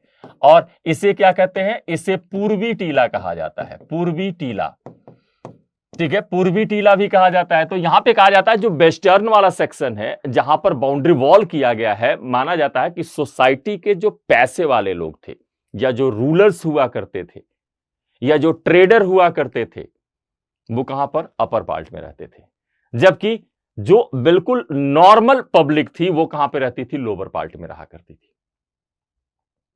लेकिन धौलावीरा, अभी मैंने आप लोग को बताया कि धौलावीरा एकमात्र ऐसी साइट है जो 3 पार्ट में डिवाइड थी। कौन सा शहर भाई, धौलावीरा। अभी मैंने आप लोग को बताया कि धौलावीरा एक ऐसी साइट थी जो 3 पार्ट में, कौन सा भाई, अपर पार्ट, लोअर पार्ट और मिडिल एरिया में, या मिड एरिया में क्या था, ये डिवाइड था मिड एरिया में, और ये हो गया लोअर पार्ट, ठीक है। प्लेस कौन सा है भाई, तो याद रखेंगे धौलावीरा। धौलावीरा एक ऐसा साइट है जो आपके 3 पार्ट में डिवाइड मिलता है। इनके सड़कों की बात करें, सड़कें कैसी थी, जो इनके रोड थे ये तो 90 डिग्री पे कट करते थे, जिससे चौराहे बनते थे। मकान ग्रिड सिस्टम या जाल प्रणाली पे बने हुए थे, शहर इनके बसे हुए थे, जो शहर बसाया गया था। मेन रोड के साइड पे कुछ पिलर्स पाए गए हैं, इस तरह के कुछ दूरी पर कुछ पिलर्स पाए गए हैं। इतिहासकारों का मानना है ये पिलर्स क्या होते थे, संभवतः स्ट्रीट लाइट थे। रात में मेन रोड पे रोशनी करने के लिए ये स्ट्रीट लाइट के जैसे स्ट्रीट पिलर या स्ट्रीट लाइट पिलर के रूप में इनका यूज किया जाता था। अब क्वेश्चन ये उठता है कि यार उस समय इलेक्ट्रिसिटी तो थी नहीं, फिर स्ट्रीट लाइट कैसे? तो कहा जाता है कि शायद इस पे मसाल इत्यादि क्या किया जाता था, बांध कर, और ये यहां पे लाइटिंग की व्यवस्था करते थे रोड के किनारे। रोड्स के किनारे कुछ बॉक्स पाए गए हैं, ऐसे बॉक्स पाए गए हैं। मार्शल ने कहा ये बॉक्स नहीं है, ये डस्टबिन बॉक्स हैं। सोचिए कि आज से पहले, इतने साल पहले, एक सिविलाइजेशन जहां के लोग इतनी साइंटिफिक सोच के हुआ करते थे, जो डस्टबिन का यूज करते थे। ड्रेनेज सिस्टम, मार्शल ने कहा कि भाई वंडरफुल, वंडर ये क्रिएशन है भाई, ये भी आश्चर्यजनक निर्माण है। क्या? इनका ड्रेनेज सिस्टम। ड्रेनेज सिस्टम में क्या था? जो यहां पर इनके मकान होते थे, इनसे नालियां निकलती थी। नालियां कहां होती थी? यहां से निकली, जहां पर नाली टर्न होती थी यहां पे चैम्बर बना दिया जाता था, और अगली नाली स्लोप में जाती थी, फिर यहां से इससे बड़ी नाली में मिली, फिर यहां पे चैम्बर बना दिया जाता था, और सभी की सभी नालियां ढकी हुई पाई गई। और हर नाली, हर टर्न के बाद क्या होती है? स्लो डाउन हो जाती है, स्लोप लेके चलती है। इससे क्या होगा? इससे फायदा, क्योंकि कॉर्नर पे क्या है? चैम्बर है। पानी आया, पानी में जितना डस्ट था चैम्बर में इकट्ठा हुआ, फिर पानी फ्लो करके निकल गया। कभी भी जल जमाव की समस्या हो ही नहीं सकती। चैम्बर उठाया, नाली क्लियर, साफ नाली। इतनी साइंटिफिक सोच के हुआ करते थे इंडस वैली सिविलाइजेशन के लोग। मकानों की इनकी बात करें, अगर बिल्डिंग्स की बात करें, तो यहां पर इनकी बिल्डिंग सिंगल स्टोरी नहीं बल्कि डबल एंड ट्रिपल स्टोरी तक इनके बिल्डिंग्स के एविडेंसेस पाए गए हैं। अब आप सोच सकते हैं कि डबल और ट्रिपल क्यों? क्योंकि फर्स्ट फ्लोर के बाद हमें क्या मिली हैं? सीढ़ियां मिली हैं ऊपर जाने के लिए। ऐसा लगता है कि ऊपर भी कमरे बने हुए थे। मकानों की एक विशेषता होती थी, मकानों में क्या देखा गया? मकानों में देखा गया बीच में एक बड़ा सा आंगन, एक बड़ा सा आंगन, और फिर क्या है? इसमें चारों तरफ कमरे बने हैं। यहां पर बेडरूम, यहां पर बेडरूम, चारों तरफ बेडरूम और किचन, और इसके बाद से देखा गया यहां पर एक साइड से एंट्री गेट। हर मकान से हमें 3 से 4 बेडरूम मिले हुए हैं। इसके आधार पर हिस्टोरियंस का मानना है कि इंडस वैली सिविलाइजेशन की सोसाइटी कैसी थी? तो कहा जाता है ज्वाइंट फैमिली सोसाइटी थी, क्योंकि अगर एक ही मकान से हमें 3 से 4 बेडरूम मिल रहे हैं, यानी फैमिली के सभी मेंबर एक साथ रहते थे। तो हिस्टोरियंस का कहना है कि यह क्या था? एक तरह से आपका इंडस वैली सिविलाइजेशन में, या पूरी तरह से माना गया कैसी थी? संयुक्त परिवार प्रणाली वाली प्रथा यहां पे चलती थी। मकानों में किचन, टॉयलेट, पानी के लिए कुएं, बेडरूम, ये सारी फैसिलिटी हुआ करती थी। मकानों को बनाने में क्या किया जाता था? कच्ची और पक्की दोनों तरह के ब्रिक्स का यूज किया गया है, ईंटों का प्रयोग किया गया है। और इन ब्रिक्स की बात करें तो 4:2:1 इसी साइज की मैक्सिमम क्या किए गए हैं? ब्रिक्स यूज किए गए हैं। यहां पर मैक्सिमम जो ब्रिक्स हैं आपके इसी शेप में यूज किए गए हैं, याद रखेंगे, इसी शेप के मैक्सिमम ब्रिक्स यूज किए गए हैं 4:2:1 के, यानी कि ये 4 हो गया, ठीक है, और ये क्या हो गया? 2, और ये हो गया 1। इसी रेशियो के मैक्सिमम ब्रिक्स यूज किए गए हैं, जो कैसे होते थे? तो कहा जाता है कि वो पक्की हुई के आग में पकी हुई ईंटें भी हुआ करती थी और कच्ची ईंटें भी हुआ करती थी। ठीक है, तो ये इंडस वैली सिविलाइजेशन का एक टाउन प्लान था, एक उनका नगर नियोजन था। ठीक है, तो ऐसे ही क्लास आपको मिलती रहेगी। ठीक है, इस बैच में, तो इस बैच को आप ज्वाइन करें, और शिक्षा कुल पीसीएस का एप्लीकेशन अगर आपके मोबाइल में नहीं है तो उसे जरूर डाउनलोड करें। ठीक है, और इस बैच को ज्वाइन करें, और हिस्ट्री की कुछ अनसुलझी और सुलझी चीजों को सुलझाने की कोशिश करें, जानने की कोशिश करें। किसके साथ? मेरे साथ, दीपक सर के साथ। तो मिलते हैं फिर नेक्स्ट क्लास में एक नए टॉपिक के साथ, एक नई स्ट्रेटजी के साथ, और एक नए तरीके से समझते हुए। थैंक यू, धन्यवाद, नमस्कार।